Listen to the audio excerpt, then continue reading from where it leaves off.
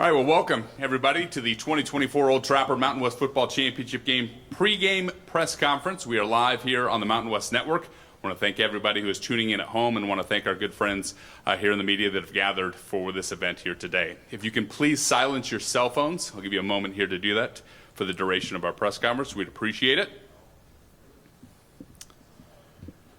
Pretty excited about our game that we have going on here tomorrow. UNLV, Boise State, UNLV 10-2, 6-1 in league play. Boise State 11-1, 7-0 in league play. Game will be broadcast on Big Fox, 6 o'clock Mountain Time. And Big Noon will be here as you see them setting up with a pregame show at 5 p.m. Mountain Time. And both of these teams, of course, ranked in the college football playoff, which is huge. Top 20 teams, Boise State at 10, UNLV at 20, and we're here at Albertson Stadium for a 6th time. They always do a fantastic job of hosting our championships, and we appreciate all the work that has gone into that. Boise State will be taking aim at their 5th win in a championship game, taking aim at their 6th overall Mountain West football title, and UNLV looking for their 1st football title. Our show order for today, we're gonna start here with the Commissioner of the Mountain West, Gloria Nevarez. We will be followed by Boise State with Spencer Danielson, who will be here, Jonah Dalmas, Ahmed Hassanin, Ashton Jeanty, and Maddox Madsen. And then we'll conclude with the UNLV Rebels, Barry Odom, Jonathan Baldwin, Jacob DeJesus, Ricky White, and Jackson Woodard. Without further ado, let's get things started here with our Commissioner, Gloria Nevarez. If you have a question, please raise your hand. Our mic runners, Litzy and Carly, will find you. And when you do get the microphone, if you can please state your name and your affiliation, you'll be allowed a question, then a follow-up, and then if we have time, we can come back to you. With that, we'll start with an opening statement from the Commissioner, Gloria Nevarez. And Gloria, it's a wonderful time in the Mountain West, and what an exciting matchup we have on tap for us tomorrow night. It is, and you took all my talking points. We'll move on to Boise State. Oh, I'm kidding. I'm really excited to be here, to return here for our championship game and our 2024 Old Trapper Mountain West Football Champ game. Just want to open by thanking a couple of our sponsors. Old Trapper, our title sponsor, definitely recommend trying the beef jerky. It's really good. And Fox, our longtime partner, who will be broadcasting this game on national TV and preceding the game with Big Noon from the Blue. So we're very excited about both of those, and also like to thank Credit Union One for being here today and making the trip to see us. Thank you, Sam. Appreciate you. This is shaping up to be one of the most exciting games in Mountain West Championship history. We've got two of the nation's best coaches out there on the field, and we have national level award caliber players on both sides of the ball. This game truly is going to be a reflection of the passion and the energy that you see across the Mountain West all season long. I want to hit two major topics. One, talk about this great game that's happening tomorrow, and then talk a little bit about the college football playoff. So starting with this game, as Jesse said, we have number 10 Boise State coming in facing number 20 ranked UNLV. It's a rematch of last year's champ game, which is really exciting.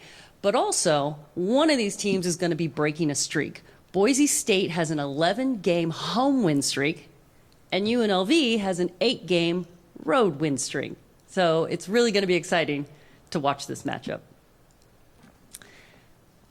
As I mentioned, Boise State and UNLV are bringing the fans and bringing the passion. This game is trending toward a sellout, and we expect a record crowd at this championship event. During the season, UNLV had back-to-back games with 40,000 fans in Allegiant, and Boise State is boasting their 6th straight sellout, looking like it'll be 7. These two teams have not lost to a single opponent outside the top 25. Only 9 other teams in the FBS can boast the same, and all those teams are in the SEC and the Big Ten. Across the Mountain West, we work hard to schedule resume-worthy selection schedules. We have won 11 non-conference games against the Power 4 opponents. The only other league that has won more is the SEC with 13, and the ACC is 3rd with 10, and Big 12 only has 5. Very proud of the work our coaches have done in scheduling and winning games. To talk a little bit about Boise State specifically, I don't need to tell these folks here all the great things, but just to highlight their 11-1 record. We all know their only loss was against number 1 ranked Oregon on a last-second field goal. They outgained Oregon they were the only team to outgain Oregon this year. And we all agree that that one loss is arguably the best loss in all of FBS with number 1 ranked Oregon. They also feature one of the most prolific college football players this year in Heisman Trophy finalist Ashton Jeanty. UNLV coming in 10-2. Those 2 losses were only by a combined 8 points. The 2 teams that they lost to are currently ranked in the top 25 with a combined record of 20-4.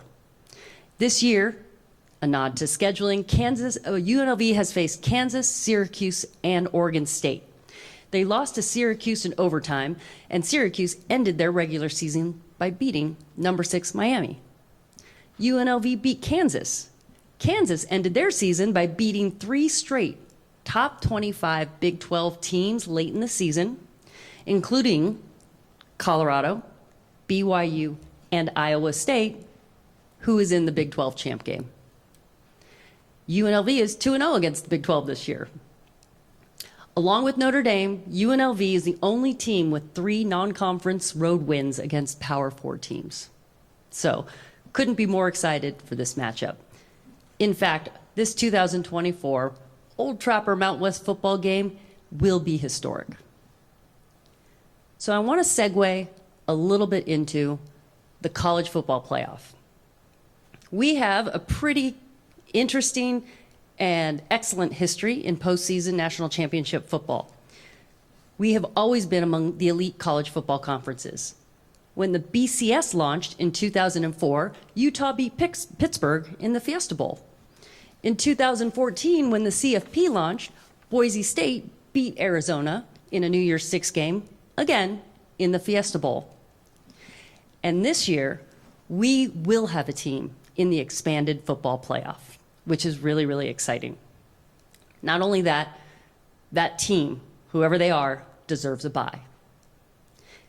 Let me take a step back. CFP fans demanded a national championship, and we created one after a lot of work. It has been great for college football.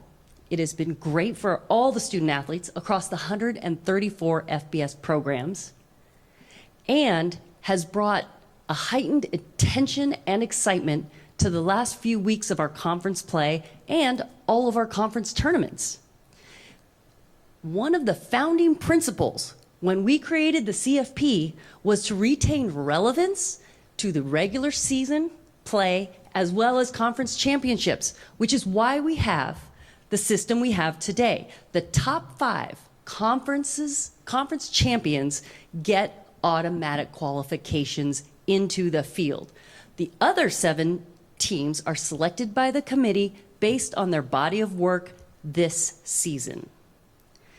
In that field, 4 of those 5 champions get a bye based on their ranking. The idea that byes should be awarded based on anything other than their performance and ranking is unacceptable. We feel strongly the Mountain West champion, whoever wins, based on their body of work this season, will deserve a bye.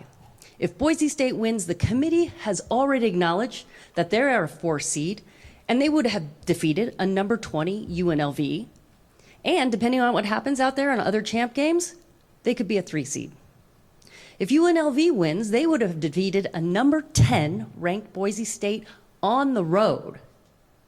Again, reiterating, Boise State has an 11-game home win streak. This is a much stronger performance than the winner of a Big 12 championship, which features 15 versus 16 ranked teams. In addition, with regard to the CFP and the future format, there's been a lot of chatter out there about multiple AQs or automatic buys. All those arguments are based on historic performance or brand and are just fundamentally wrong. After the 5 AQs, participation in the field should be based on body of work in the current season. Each team needs to schedule and perform on the field. On Selection Sunday, we trust in the committee that they will select and seed the field based on the best body of work in the current season and not perceived entitlement. Thank you again for being here. It's great to see everyone. I'm happy to answer any questions. If you do have a question, please raise your hand. Our mic runners, Carly and Litzy, will bring microphones to you. We'll start down here in front. And again, if you could state your name, affiliation, and you can have a question and a follow-up, and we can come back to you if time permits. Hey, Gloria. Sean Goodwin, Idaho Statesman. You kind of touched on it there, but I'm sure you heard Big 12 Commissioner Brett Yormark's comments. Big 12 championship year of a group of five, no matter what. Just curious if you have, a comment specifically to what he said yesterday. I think I covered it in my remarks. The rankings and the body of work of both these teams, regardless of the outcome, I think are meritorious of inclusion and a bye. Love the accent, by the way. Chatra with the Associated Press. Excuse me. I was wondering if you could talk a little bit about the House settlement and how you feel like it's going to affect your schools and the college athletic landscape at large. Yeah, that certainly is one of the hot topics out there. And, we are not a defendant on the House litigation, so I'm not in the room as these are developing. Certainly our role is to keep our members informed as it develops. But I do think that it has certainly changed the trajectory of college athletics. And every school in the Mountain West has expressed that we are in. We are going to participate in revenue distribution, and whatever in means, we're still waiting to figure out the operational logistics of that, but excited to participate and compete at what we expect to be. Sorry, let me rephrase that. We expect to compete and fund those programs relative to our schools' budgets and competitive success.